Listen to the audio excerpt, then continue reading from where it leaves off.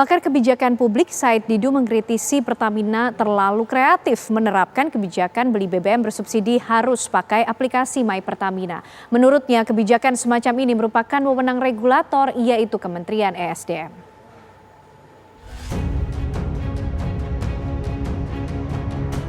Pertamina melalui anak usahanya PT Pertamina Patra Niaga akan melakukan uji coba penyaluran Pertalite dan solar bagi pengguna yang berhak dengan persyaratan sudah terdaftar. Pendaftaran mulai dibuka pada 1 Juli 2022 melalui aplikasi My Pertamina atau melalui laman subsiditepat.mypertamina.id. Uji coba tahap awal akan dilakukan di beberapa kota, kabupaten yang tersebar di 5 provinsi, antara lain Sumatera Barat, Kalimantan Selatan, Sulawesi Utara, Jawa Barat, dan Yogyakarta.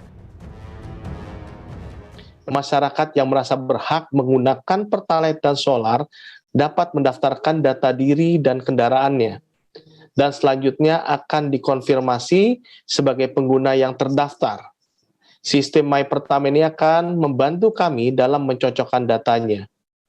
Yang terpenting adalah memastikan menjadi pengguna terdaftar di web My Pertamina. Jadi lakukan pendaftarannya dulu. Jika seluruh data sudah cocok, maka konsumen dapat melakukan transaksi di SPBU dan seluruh transaksinya akan tercatat secara digital. Pakar kebijakan publik Said Didu menilai kebijakan ini justru bisa mempersulit rakyat miskin yang berhak menikmati subsidi. Jadi harusnya yang menetapkan itu siapa yang berhak mendapatkan BBM bersubsidi dan bagaimana mekanismenya adalah keputusan Menteri SDM sebagai regulator. Sementara sampai detik ini saya belum pernah melihat regulator seperti apa mengatur itu. Pertamina itu adalah pelaksana.